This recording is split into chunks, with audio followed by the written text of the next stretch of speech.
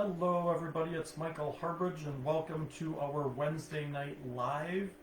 Tonight I'm going to be showing you guys how to do these colorful leaves on pieces. And I'm going to show you a technique using fired colors and using some non-fired colors. We'll have a couple different options with the fired colors. We're going to work with Mako's stroke and coat colors, and we're also going to work with colors for earth, color concentrates. So, and these colors will work on low fire clay bodies, it will work on mid fire clay, they have wide firing ranges, and if you don't have access to a kiln, you can do the technique with the acrylic colors. So this is a sample of the leaves done in fired color. This is on an earthenware piece, and we're going to be working on one of these tonight. And then this is the same technique done on mid-range stoneware, and this is using Mako stroke and coat on the leaves. I've had so many people that have asked about the technique on the leaves, and I did a short video at one point, and I thought I would do a little bit more information on it tonight. This is on a low fire, this is on a raku clay body, and then I'll show you guys with acrylics tonight too. So for those of you who are jumping in, I see Janine is over there looking and writing. If you say mystery box, you guys can get entered in for a mystery box. And if you're not familiar with that, the mystery box is a medium flat rate shipping box. We ship it anywhere in the USA. If you're out of the country, you can put in for mystery box, but you would be responsible for any additional shipping on that package. So what's inside the mystery box? It's a mystery. I usually give you guys some hints, and what I can tell you is it has a lot to do with tonight, and what's in there needs to be fired. So you'll want to have a kiln or access to a kiln to be able to utilize what's in there. The way it works is we will draw later tonight. Janine will write down the names of anybody who says mystery box. Toward the end tonight, we'll draw a name out, and then that person will have the option to purchase the mystery box for $50. That covers the shipping on it in the USA, anywhere in the US, Alaska, and Hawaii as well. And if that person decides for some reason once they see what's in the box that they don't want it, we'll just draw out another name. Or if that person's not here, you need to be present to be able to do that. If you are watching this recording days after this, if this isn't live, there's no need to put mystery box in the comments because we'll have already drawn, and you'll realize that once you get to the end of the video. So I'm going to set this box aside. Janine's going to be marking your names down.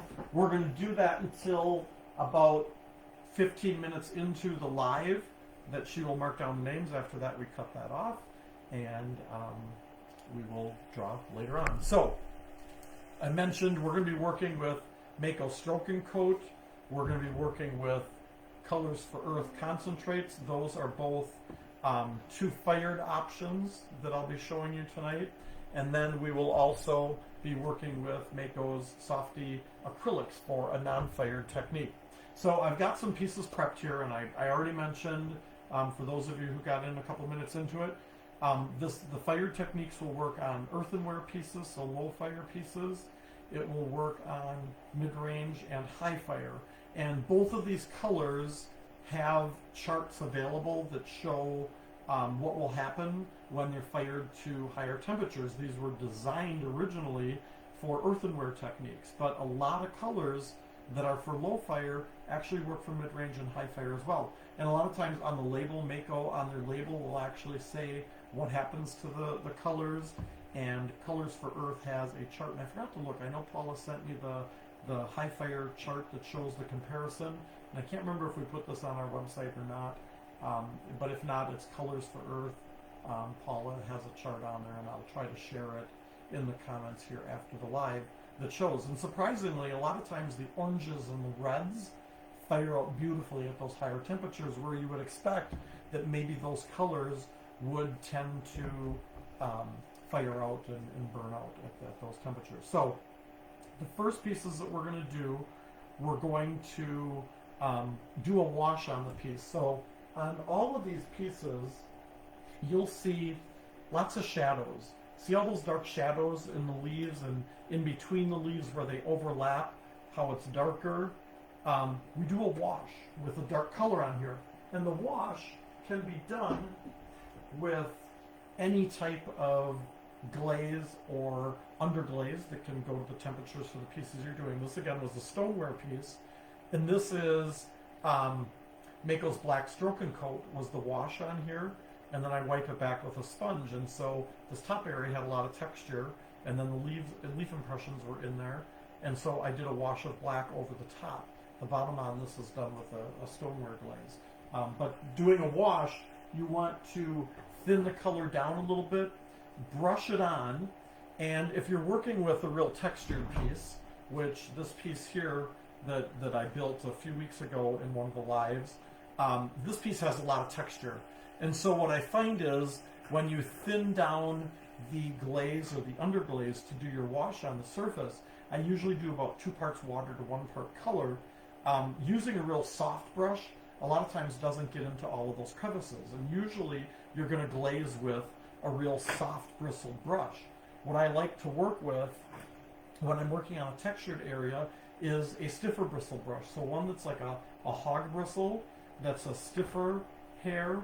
That really works well to get down into all those crevices. And so it doesn't matter if your wash is on real even, because you're going to go back with a sponge and you're going to wipe that back. So I've already prepared half of this piece with my wash, and you can see how much of the black I've left on there, and that will pick up all of the details in the crevices, and it will create shadows. Look at on the leaves here, make this turn right in the camera, where I kind of leave it heavier down around where the leaves overlap one another. And in the bark texture, I leave a lot of that in that texture.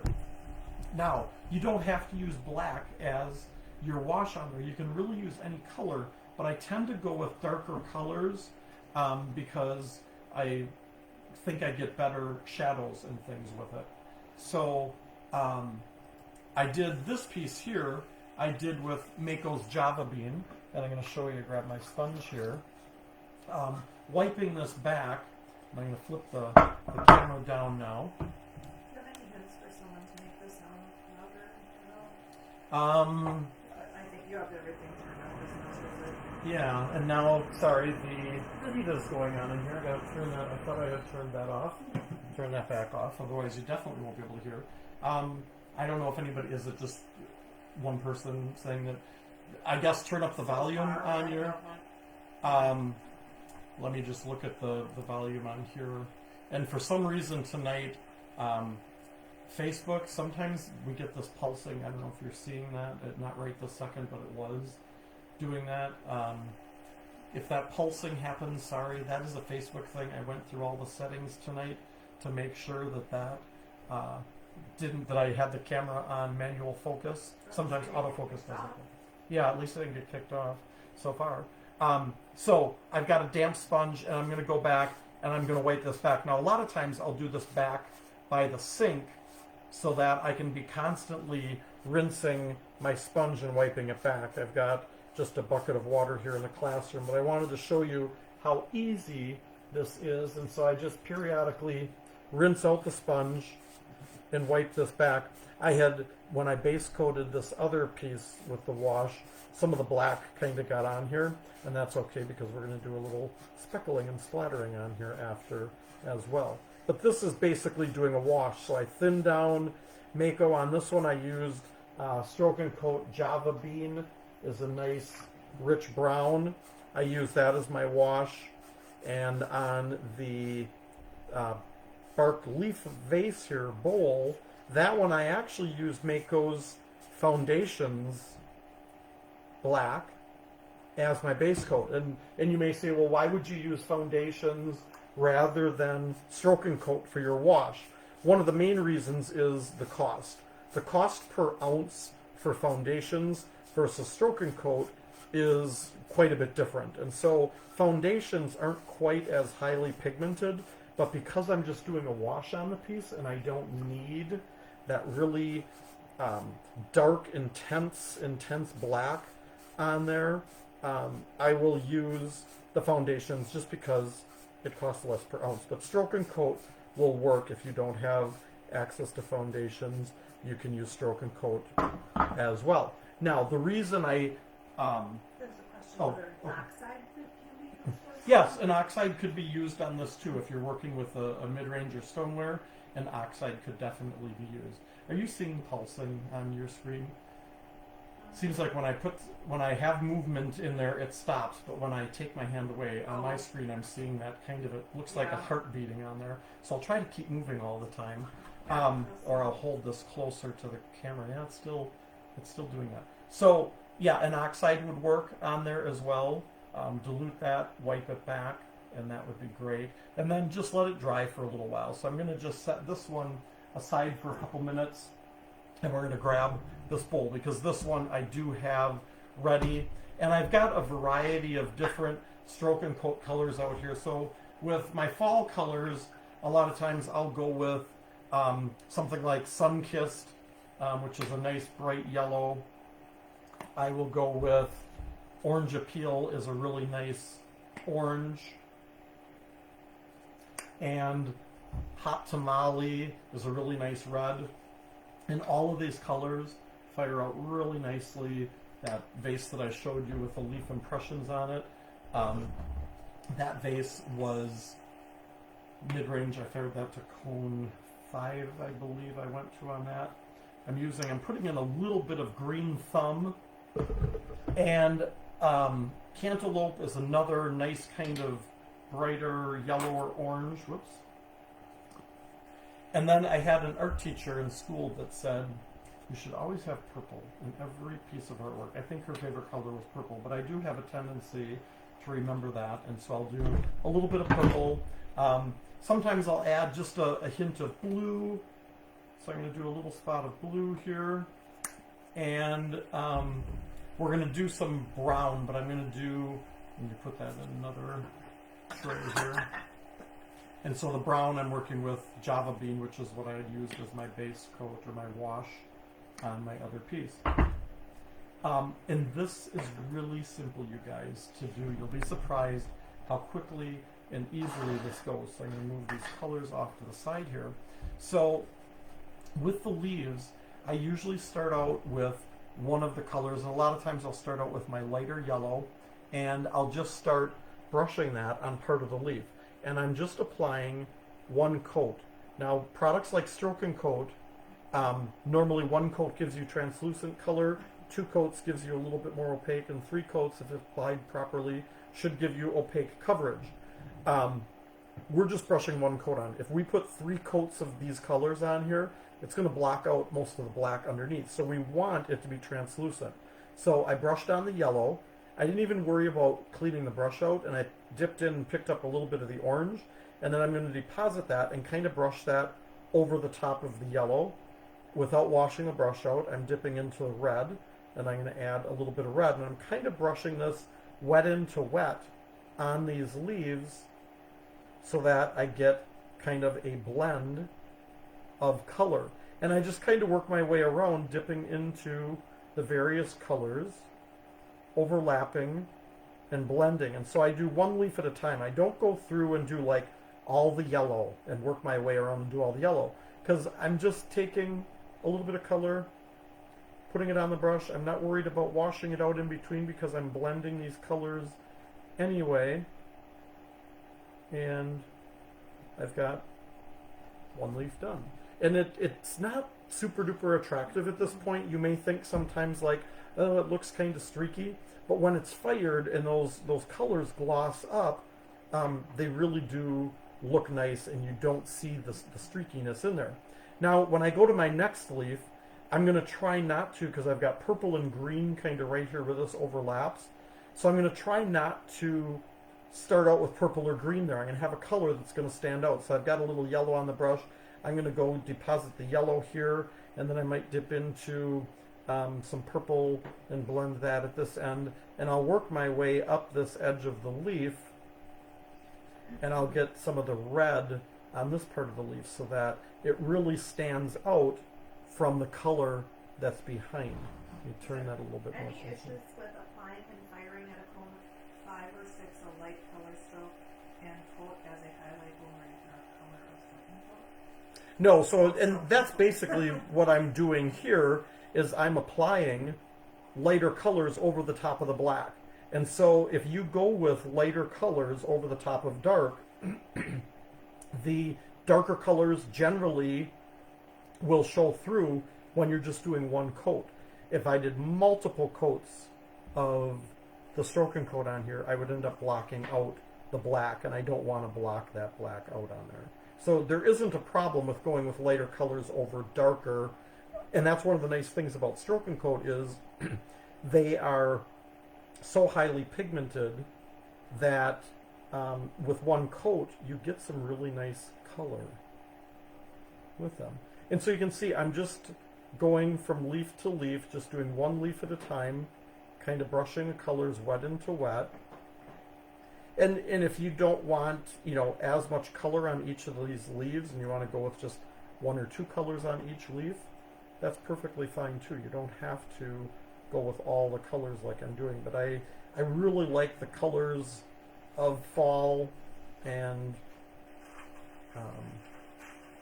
these bright colors. And so, you know, if I want a pastel or a lighter yellow on here, I'm not going to go with the lightest yellow that I have. I'm going to go with something a little bit brighter, because remember, you're only putting one coat on these leaves. And so if I go with a really super pastel yellow, for example, that black is going to kind of power through. So let me hold up again this finished piece and show you how, like, Sunkissed is, move this out and it can't go quite that close to the camera. Someone who just came in wants to confirm the black is stroking coat too, right? Nope, the black is foundations. Okay. But stroking coat will work. But foundations is cheaper. So the yellow, this is the Sunkissed. And then the, what green did I have? Just Froggy, I think was the, or Green Thumb I had. This is the Green Thumb. You know, the red comes out pretty bright, but it's translucent. The purple. So don't go with super pastel colors because they'll be kind of blah. So I generally go with my brighter colors like my Sunkissed and the Orange Appeal, Hot Tamale. They're pretty intense and bright colors.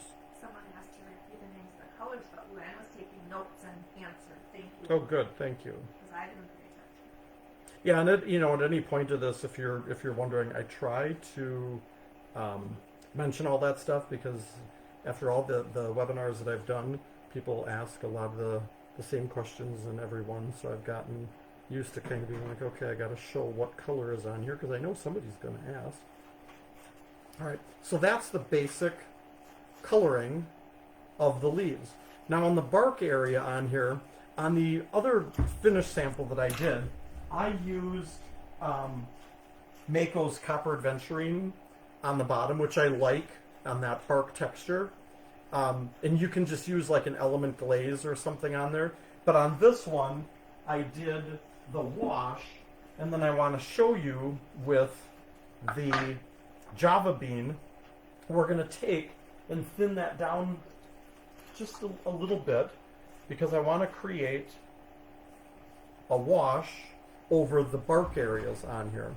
So I'm just going to thin that a little bit. It's probably 1 part water to about 3 parts paint. And then I can go over, and because it's a dark color and the black wash that I did on here is dark, I want to get this brown a little bit more translucent so that the black will show through. It won't show through until it's fired, but I'm going to go over and brush this slightly diluted coat of the Java bean over the brown. And it doesn't look real spectacular now, but I'll post pictures of this when I get it glazed and fired. Probably this weekend I will get that done. And I would go around and do all of the bark areas on here with that. Now, one of the things that you want to make sure when you're doing a wash on something that is real textured like this is you want to do the wash on the inside as well. And I didn't do the whole bottom on here, but you can kind of see along the leaves. And so the reason being, because I don't want white showing on the edges of these leaves, I want it to be dark. And we're going to go back at the end and we're going to brush black glaze on the inside, so the inside is black, and that'll really make your leaves and things pop. And I'll show you again. This finished sample has the inside is all done with black glaze, so you don't see white on the edges of the leaves. So do that wash all around the edges and everything, and when you wipe it back, you're just wiping back the top of the leaves. You're not worried about getting into these grooves and things. Okay? Is the inside glaze foundations or stroke? And I'm going to use the black foundations on the inside. And that, again, it's less expensive than using Stroke and Coat. You can use Stroke and Coat, but per ounce you're going to pay a lot more for Stroke and Coat.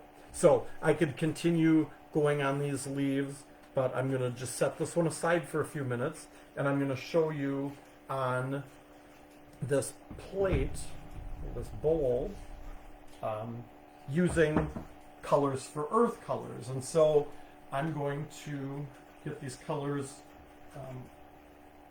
shook up real well. And the thing with these, okay, so the difference between Stroke and Coat and Colors for Earth Color concentrates is the concentrates are basically pigment in a binder that makes it that you can brush it and it will adhere to the ceramic surfaces. Stroke and Coat is a fritted product. So Stroke and Coat is a glaze. If you put 3 coats of this on, you're going to get a real shiny surface. If you put 2 coats on, you'll get a little bit of a shine. If you put 1 coat on, you'll get a little bit of a shine. And if you use color concentrates, they don't have frit in them, so they don't fire out shiny. But they're very, very concentrated. So just a little bit of this color goes a long way. And I generally tend to dilute these when I use them for this technique. And so I'm going to squeeze a little bit of some of these colors out here. Oh yeah, I should show you what colors I'm using. So I'm using Candy Apple Red, and I'm using, I don't even know how this one is, M-A-I-Z-E, Maize. And I've got Florida Orange. And the more you shake these colors, they're kind of a gel type color. If you don't shake them, they're going to come out real thick. And the more you shake them, the more diluted they come out. I've got a little bit of purple. This is bright violet. I've got a little bit of peacock blue. This one's a little bit lighter blue color. If you just use the foundation on the inside, it won't be glossy, right? No, Foundations is a gloss. Foundations is a fritted glaze, and so Foundations will fire out glossy when you put on 3 coats. And the green that I'm using is the leaf green, and I've got a darker laurel green here as well.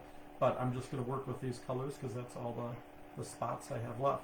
And basically with these, I'm going to take my sponge, and I'm just going to put a little bit of water in these. So I've got about 1 part water to 1 part color, and I'm going to mix this up. So even though these come in little bottles, with this technique they go a long, long way. A little bit of color will go a long way. But if I used them straight out of the bottle and I didn't dilute them for this technique, they're pretty opaque because they're basically just pigment. And I'm just rinsing the brush out when I go between these colors of blue. I get a little blue and green that won't hurt anything. How are the color concentrates different from underglazes from Amico?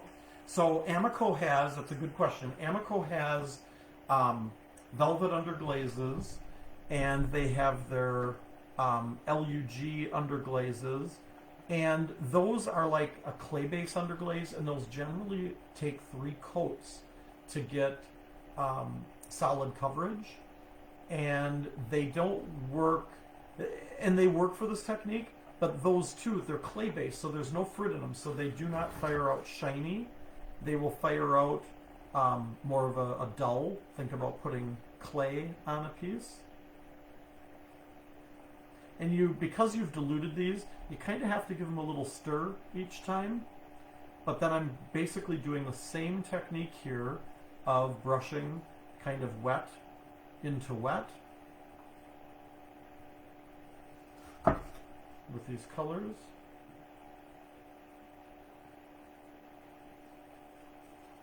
And I can work Someone on got them. their tree farm the other day and it's nice and sturdy and said thanks for the great quality. Oh, good.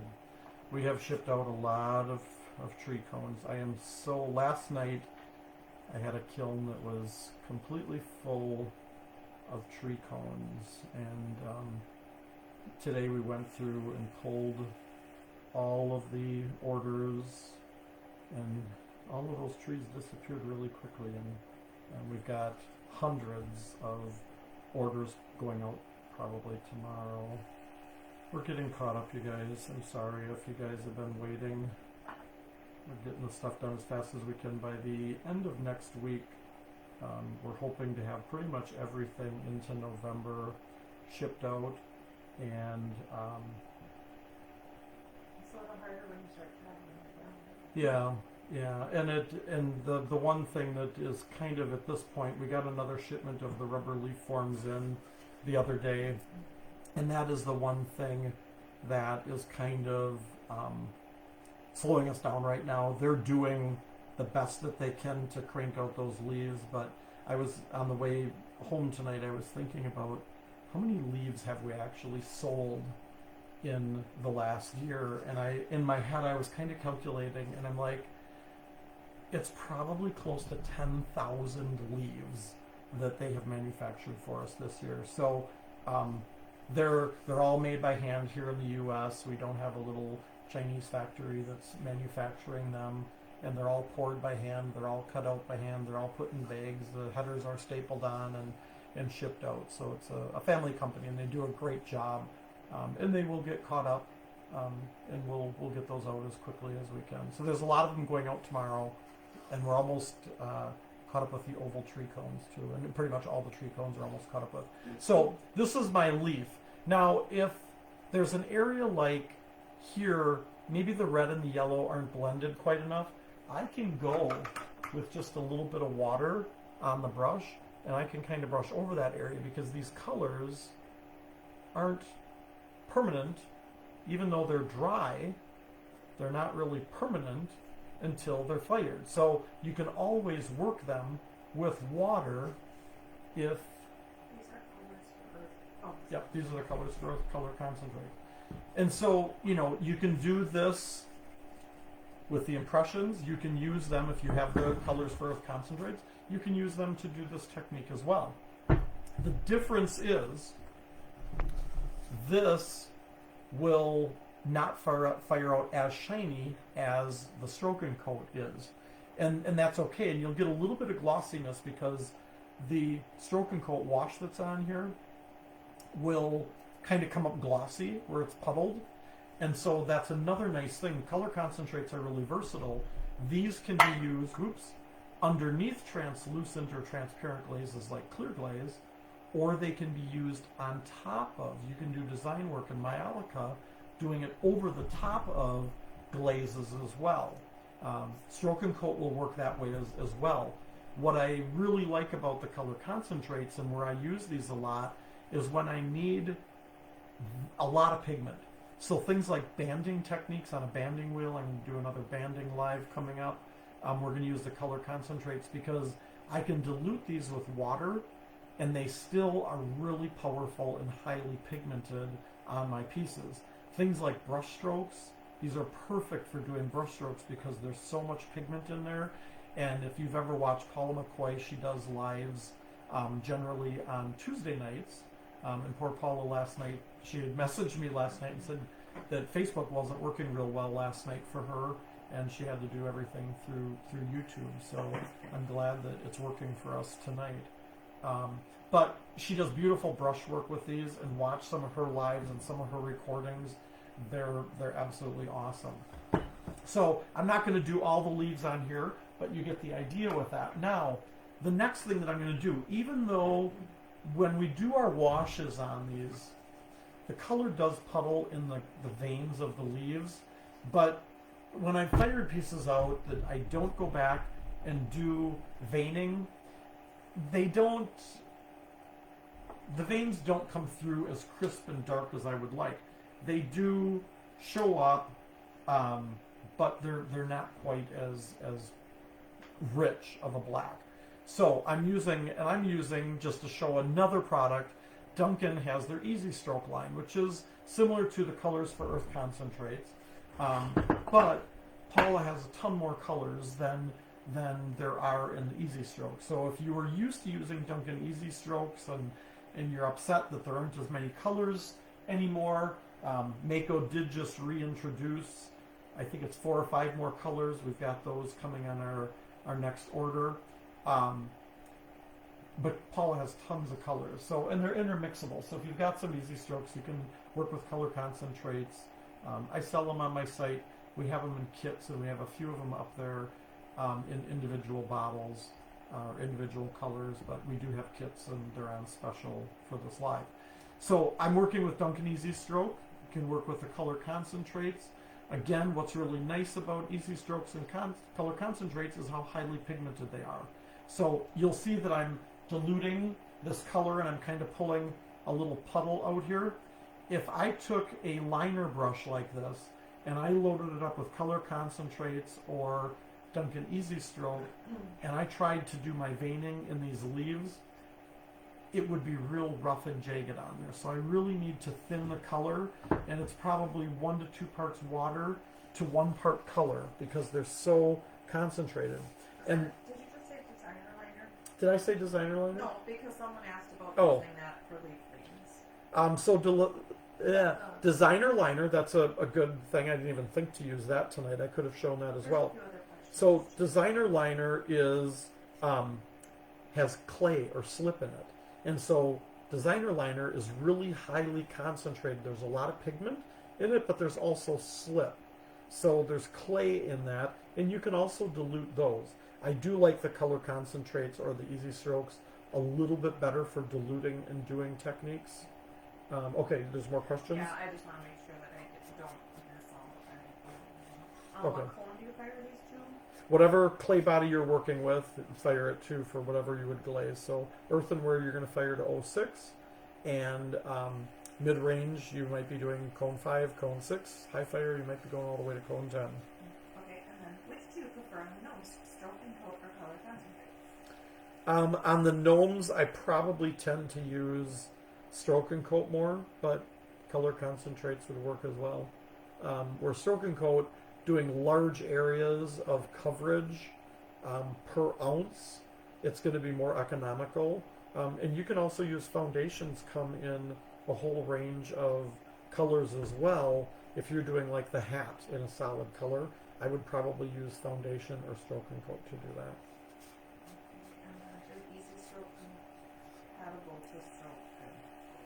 So Easy Stroke can be used, and we're going to use that on top of the stroke and coat. So you can use it in conjunction with it, doing like work on top of stroke and coat. I wouldn't start mixing Easy Stroke into the stroke and coat to change colors.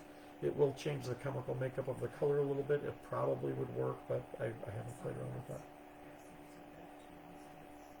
Concepts is compatible with stroke and coat, Easy Stroke. Yep. Stroke is like the old one, stroke it and Easy Stroke. Right, yeah. So Concepts, Duncan Concepts, and Mako Stroke and Coat are fritted products. Color concentrates, Easy Strokes, don't have frit. Products like Mako Velvet Underglazes, LUGs, Mako's UG Underglazes are like a clay-based underglaze. So all of those products will work. And then one quick other one. Okay. Colors for Earth Fire to cone 5, 6. They do, and on if I don't have it on my website, I know that Paula has it on her website at colorsforearth.com, and I'll try to remember to share that picture that she sent me of the comparison showing it fired to like cone, I think 5 or 6 she went to. So I'm using a liner brush to do my veining. So liner brushes are long, thin brushes, and the idea behind them is they hold a lot of color. And so I'm not constantly dipping into the color, reloading the brush. And you can see that I'm taking this and I can do all this veining without reloading the brush. And I can go back and I can add some more small veins in here as well, and I'm not worried about loading this brush. And this will give you a more defined, and I'll hold up the finished sample again to show you how it looks with these color, or with the veining in the piece. I'm not worried about the outside edge of it. It's just basically the veining in the leaves, and I'm going to do the same thing over the top of Stroke and Coat. And you might be saying, well, could you thin down Stroke and Coat and do this? You could, but when you thin down Stroke and Coat, because it is a fritted product, it will really dilute that, and you won't get as intense of black lines as you will using Easy Stroke or color concentrates. And I always tell people the veins all connect on here. Sometimes people will go like this and they'll have it sticking out away from the piece. If you pull the brush toward yourself, and you can see I've got my pinky balanced on here, and I'm pulling this toward myself, and I'm always going off of the vein, the main vein, kind of retracing it, and then doing the vein coming off, so it doesn't look like sticks coming off of that vein. And I can add some of my veining on these leaves, and I'll be constantly turning this so that I'm always pulling the brush toward myself as I add my veins. And you can get as fancy with the veining as you want. Sometimes I will just do simple veining like that on the leaves. So make your way around, do the veins, and I'll just finish this leaf and then show you the next step on these pieces, okay? Then I like to speckle my pieces, and I'll try holding this finished piece up and show you. So you can see the veins in the leaves, and if you look closely, this leaf has really good, you can see lots of little black specks on that leaf, and that is done using that stiff fan brush. I'll find it here. Got it somewhere here. There it is. And so this is, versus a soft fan brush, this is a hog bristle fan brush. I'm going to take that black that's diluted, I'm going to get a little bit of the color in the brush, and I'm going to kind of pat it out. I don't want this dripping and flowing. See how much color is running off of here when I go on the edge of the tile?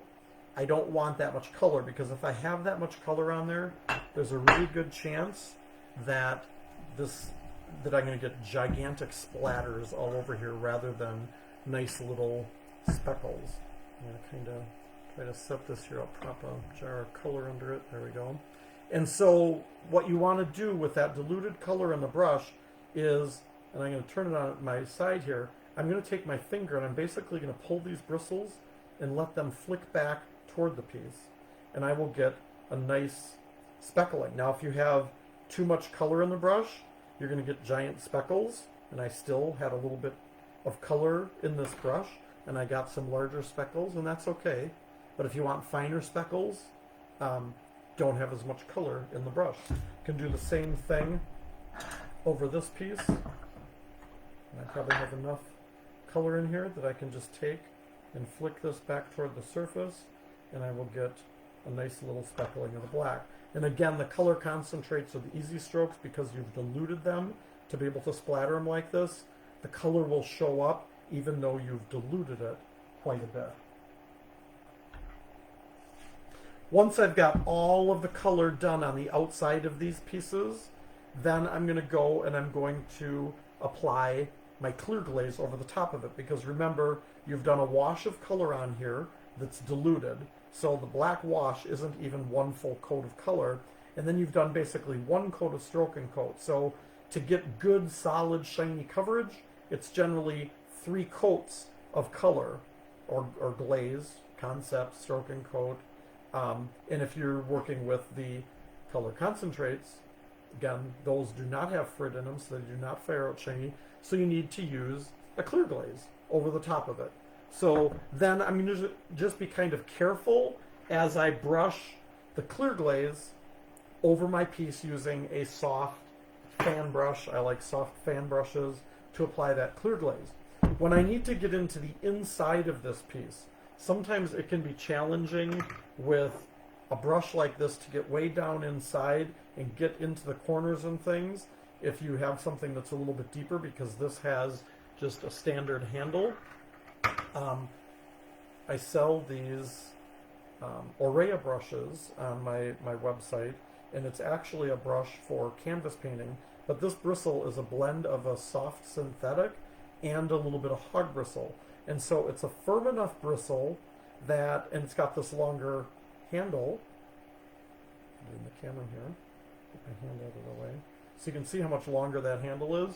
And what I like about that is I can go inside this piece and look at, I can reach the bottom and I can do my glazing in here, and my hand isn't banging into the sides getting into wet color. And so that's the only reason that I have this long handle fan brush, is for getting inside pieces. And it's got a firm enough bristle that it'll get down into textures, but it's soft enough that it'll give you nice coverage. So again, I would probably use foundations on the inside of my piece, and I would do clear glaze on the outside. Now, when you brush that clear glaze on the outside, be careful that you don't overbrush, whether it's stroke and coat, whether it's color concentrates, it's easy strokes. You want to be kind of careful, because as you brush it on, these colors are going to soften up, and you don't want them to smear. So kind of brush it on and leave it. Some people will use a sponge and sponge their first coat on, but I find with a sponge on these pieces, sometimes it's hard to get into all of those deep crevices and textures and things on there. And then once I've done the clear glazing, usually 2 coats on the outside, and then my glaze, whatever color on the inside. If I'm using the black, I'll usually do 3 coats of that on the inside of the piece. All right, and then I would fire those pieces. Any questions on either of those fired techniques?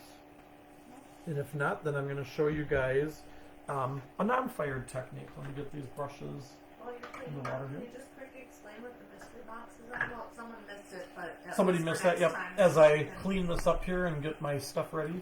So the mystery box is a medium flat rate shipping box that we fill full of goodies. It's usually over $100 value, and I think the box tonight is about $120 retail value. And we will draw one name out toward the end of the live, and that person will have the option to purchase that box for $50. And we will ship it anywhere in the USA. The shipping is included in that. If you're international, we will ship it to you. You just would be responsible for the shipping cost on it. If the person that we draw doesn't care for what's in the box, we'll just draw another name. There are a couple of questions while we're All right. finishing that too. Can you fire it and then glaze it?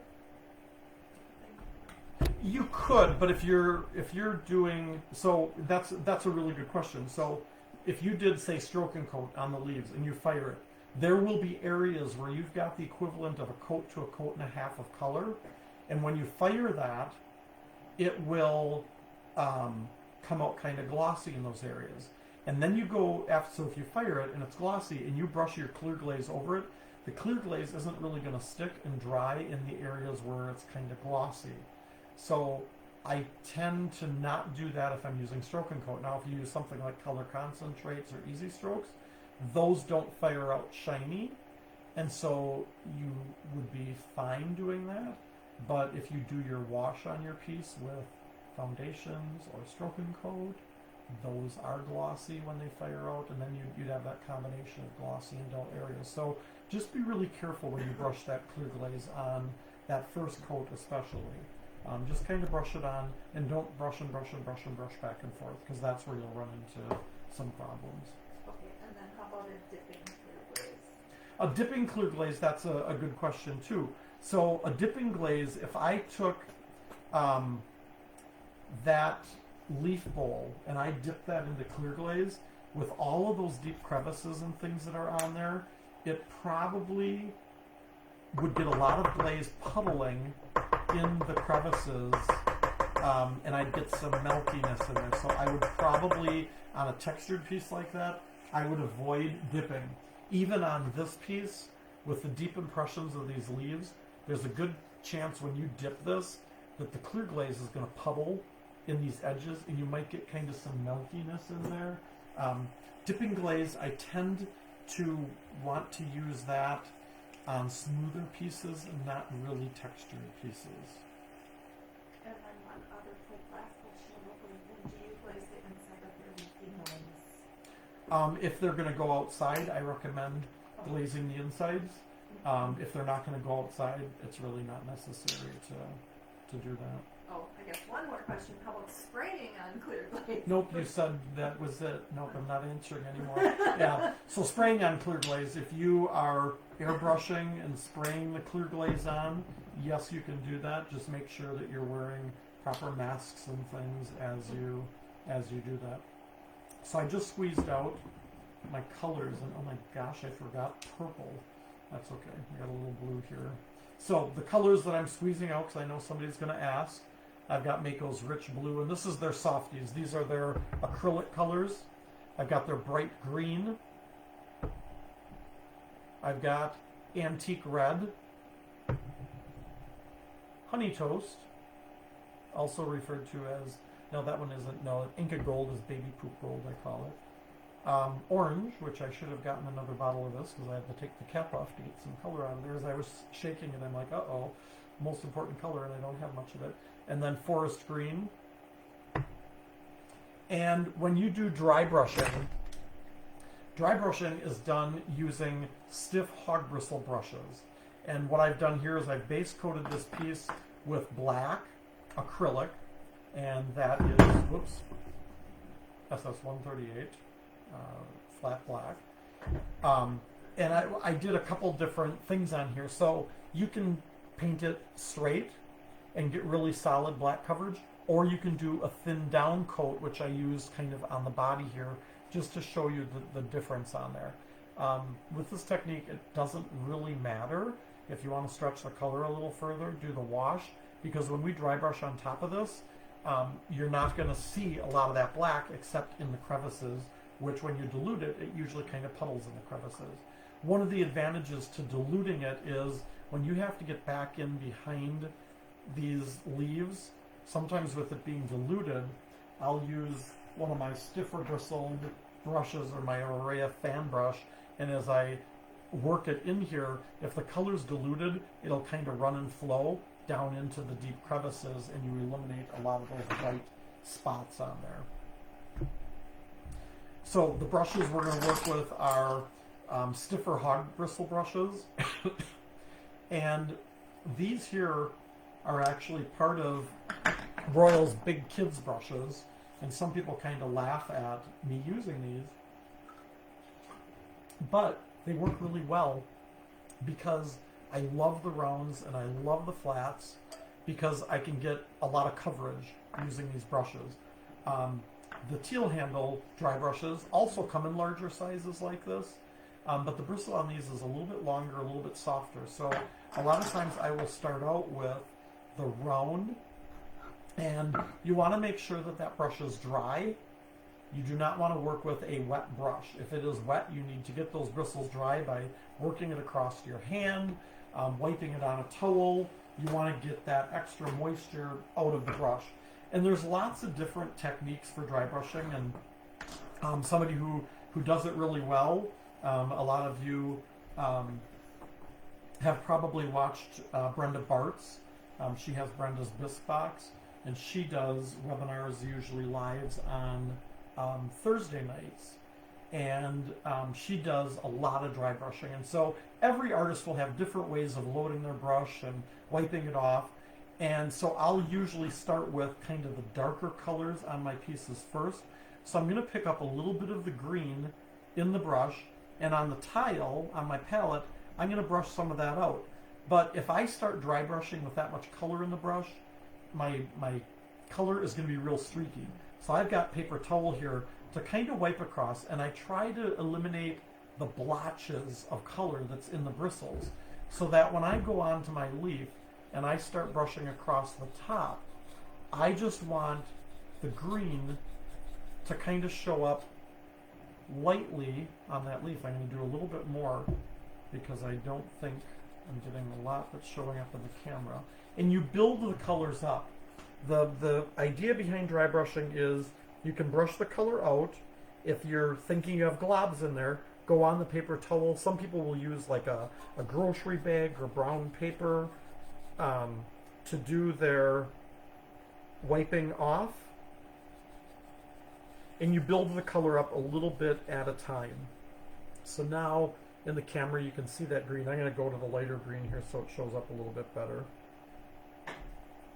Someone said their feed stopped. Would you just suggest going out of the I guess they can't hear that. Yeah, if you ever do have that with Facebook, if the feed stops, just go out and go back in.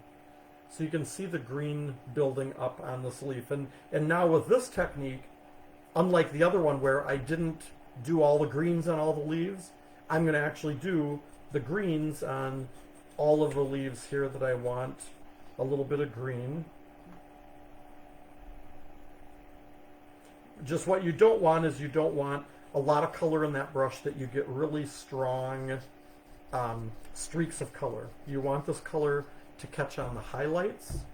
And once I start going into the other colors here, they're going to start showing up a little bit better. I'm going to go into the yellow, and I'm not going to worry about washing the brush out, because look on my tile, as I kind of pat this on the tile, the yellow and the green kind of mix, and so I'm getting kind of a chartreusey color.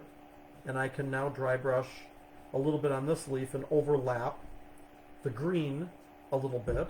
I can add some yellow on this leaf. I can add some yellow on this leaf. When I get to some of the smaller leaves, I may have to go back and go with a little bit smaller brush. I can go into the orange. And again, I'm not worried about washing the brush out because I've got some yellow and orange, and we're going to blend these anyway. How do Mako acrylics compare to other acrylics that painters use on canvas and wood? That's a good question. The difference between a lot of canvas acrylics are what's considered heavier bodied, and so it's usually a thicker paint, and it's not always as pigmented as the ceramic colors. And so companies like Ceramichrome and Duncan that make the acrylics for ceramics, they're a much higher pigmented color usually, and so ceramic bisque is kind of a hard surface. And if you use like paint for canvas on ceramics, it'll work. Sometimes it will be glossier. Some of those canvas colors are glossy, and sometimes they stay open longer, and so they don't tend to dry as fast. And a lot of times when you try to dry brush with them, because they're kind of slick, if you don't have a matte surface on here to dry brush on, color has kind of a tooth to it, or it kind of grabs. And when you do the dry brushing, you want those brushes to kind of grab the color as you're going across. And so a lot of those craft acrylics are either not very highly pigmented, or they will actually be kind of glossy. This is dry brushing with acrylics, right? Correct. Yep. So I'm just going back and I'm kind of working to brighten my leaves up here. And so I will take a little bit of color, and like on the edge of this leaf, I took a little bit of orange and I had some red in the brush, and I kind of catch the edge of this leaf, and I can really brighten these up. And I can go into my yellow,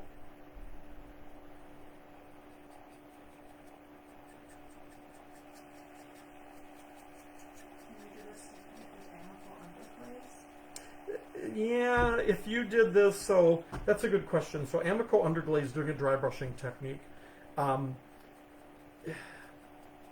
You can kind of get a dry brush look with their underglazes because they are very matte. I just don't know that they are pigmented enough to really get bright, vibrant colors. That's a good question. I've done techniques where I kind of highlight pieces with underglazes, so you will get, yeah, it probably would kind of work to do that. You'd have to kind of play around a little bit to see how well they work for doing that technique. There's a delayed glaze question. Okay. If you're glazing a low-fire project and that piece will be outside, most likely, do you or can you glaze the bottom? Like, if it would be a clay pot, do you glaze the little hole where the water runs out? Yeah, so anytime I make things for outside, I generally tend to glaze the insides and the bottom, and I try to make sure the whole surface is glazed. Because if I don't do that, and I live in Wisconsin, and it is right now, temperatures are dropping here. We're getting down into the 30s at night. It's going to be in the 30s during the daytime, and it's going to be freezing. And we will, if a piece is left out and it freezes, and there's bare bisque on it, and the moisture goes into that bisque. So if it's a porous piece like earthenware, and that glaze gets into the ware, when it freezes, it turns to ice and it kind of expands, and you'll get flaking and stuff with the pieces. If it's stoneware and the clay is vitrified, if it's fired properly, you shouldn't really have to worry about that. But if it's earthenware, you definitely want to glaze the insides and everything on it, because if that moisture gets in it and it freezes, your pieces are likely to crack and break. So I've kind of played around with the edges of the leaves, adding a little bit of red to the tips to pick up those fall colors. And then I'm just going to take the yellow, because I just want to kind of brighten all of this up, and I'm going to kind of blot out the yellow, wipe it on my paper towel, and I'm just going to kind of lightly go over all of the leaves to get just a little bit of yellow on the leaves. And it's just going to kind of brighten everything up.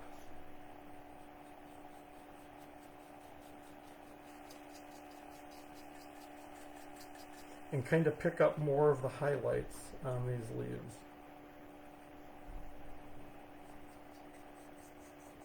Normally I would be working in my lap doing this, and I'd have this hand that's holding the gnome free, but I could hold that paper towel as I'm kind of blotting on there.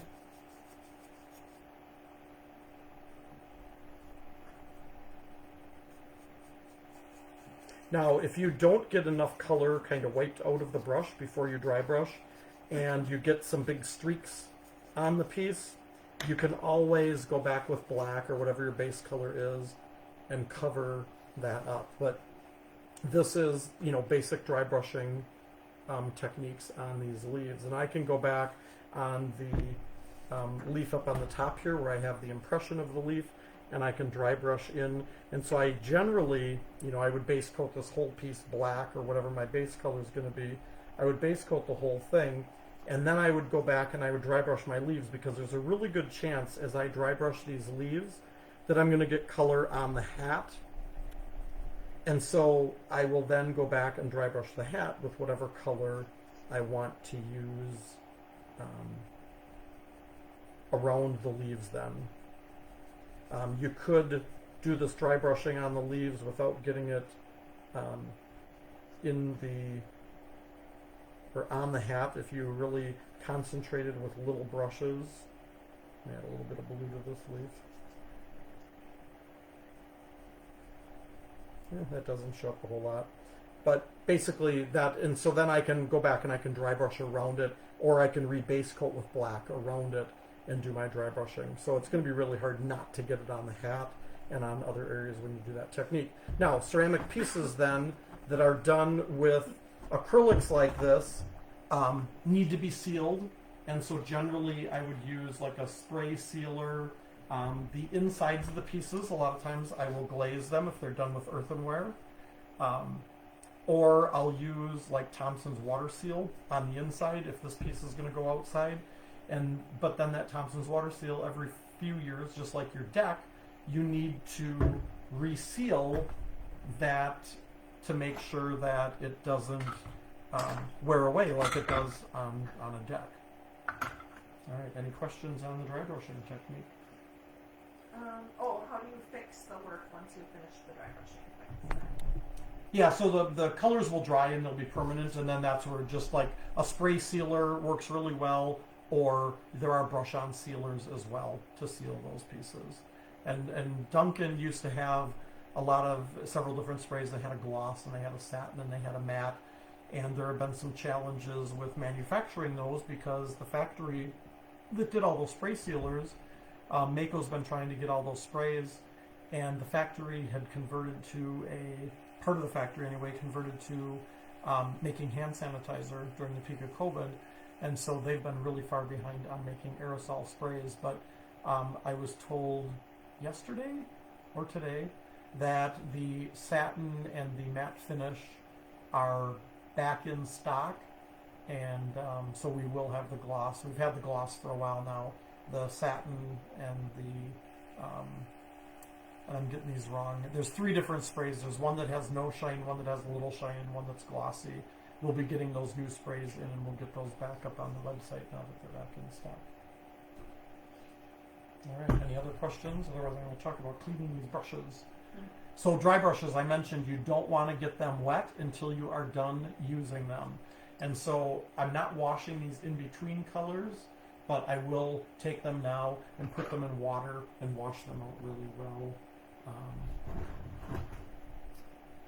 So that is it with the painting. Are there any other questions? Otherwise, we will move on to anybody interested in the mystery box? Few people. Okay. All right.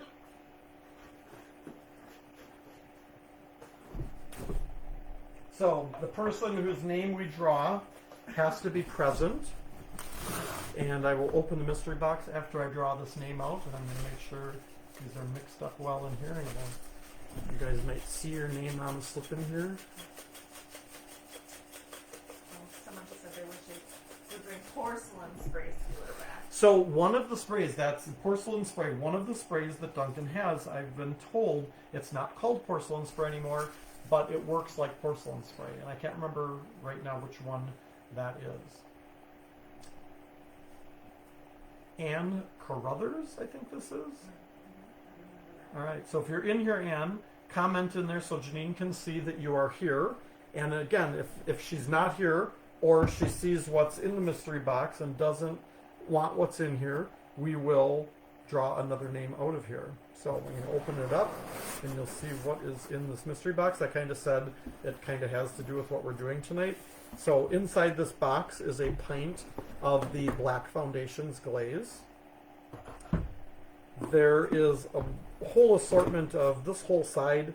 These are all stroke and coat colors. So you've got sun-kissed, you've got oranges, you've got greens, you've got blues, you've got beiges, you've got pretty much every color in here. There's black as well. And then there is an assortment of the colors for earth concentrates as well. So you've got the yellow, the red, the orange, the green, purple, and the black used for the veining and the speckling. And there is also the stiff bristled Moderna fan brush.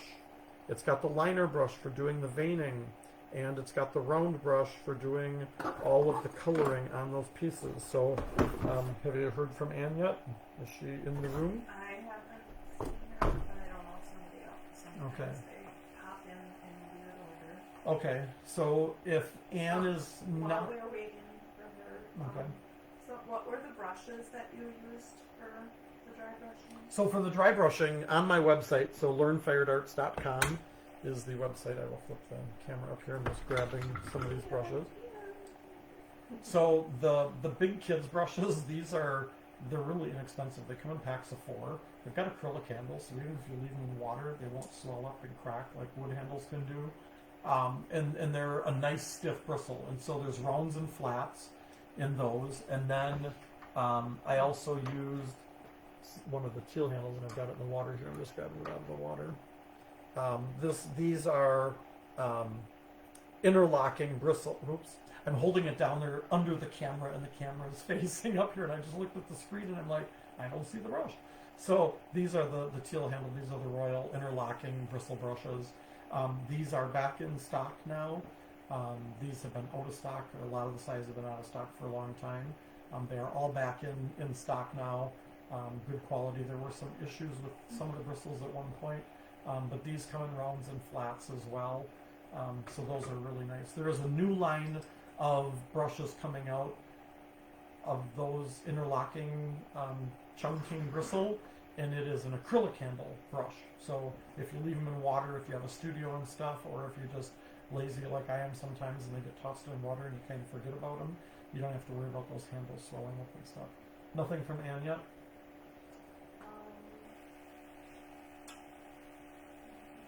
Nothing? Okay. So if I go back and I see that Ann did comment, Ann will get the box, but we're going to draw another name out just as a secondary so that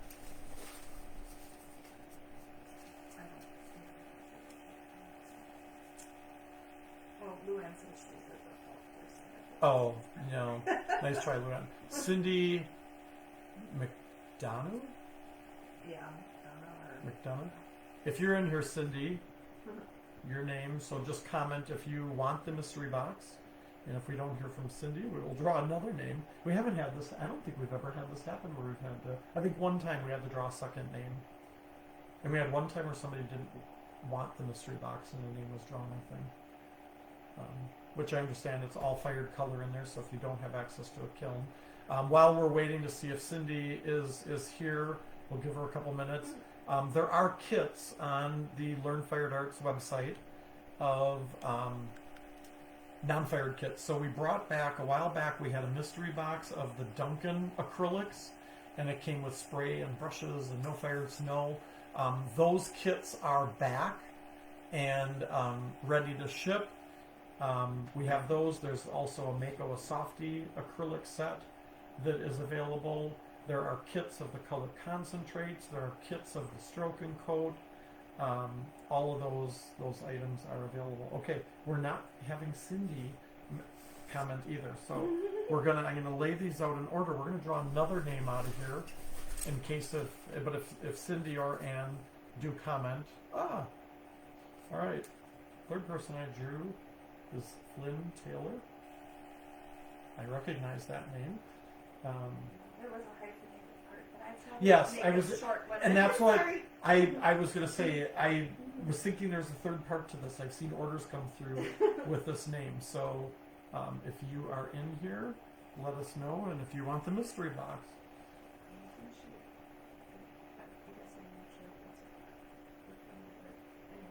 Flynn did ask a question earlier. Okay. All right. Here. So yeah, there's there's lots of color kits, lots of brushes, and so if you go to learnfiredarts.com is our website. Right now we are out about 2 weeks on shipping. We got through the bulk of the orders. The beginning of this month was absolutely insane with our lives. We've shipped. She Oh, said yes. okay, all right. So, We've shipped about 800 orders in the past few weeks, and we've got about we're under 300 orders again. Every day more orders come in, but we're staying under that 300 number of orders, and I seriously there's probably 150 to 200 orders. If you saw this room, there are boxes with cones sticking up everywhere. I had to slide stuff over so Janine would have a spot here to actually sit tonight to watch for the questions and get my attention. So if there aren't no other questions popping up in there. no. And Flynn will look through to make sure that those other people didn't. Yeah, if but they, I don't think they did. I don't think they did, so I think that it is yours, and I think I probably have orders here that I can include it with. I saw I think today when I was pulling orders, I saw your name come up on a couple slips there. So we will get that out. And so what you need to do is just go in to the website, and it's number 1, pay by the dollar amount. Just go in there and enter 50 as the quantity, and just go through the checkout process, and we'll get that shipped out to you, along with your other stuff if you're the same person I'm thinking you are. So thanks you guys for joining us tonight. We'll be back in a couple of weeks. I'm not sure what we're doing. It's the day before Thanksgiving, so I'm not sure if you want to. Yeah, it is I the don't day know. before Thanksgiving. And I think last year guess- we ran into this too, and I think we ended up with a lot of people. Okay, I just So, thought I'd mention Yeah, it. I noticed that when I was marking them on the Might be, calendar too. you know. And in December, we're going to do what we did last year. Last year we did where we had like overstock items, we had discontinued items, we had excess stuff from workshops that I had, finished pieces that we're not using anymore. We'll be doing some lives in December where we've got kind of more of an auction style where it's like, we got 3 of these, and you can put your name on them and get those ordered. So that'll be coming up in December, and then we'll have all kinds of cool stuff for you guys next year too. So thanks for joining us tonight. We'll see you again in 2 weeks. Take care and be safe.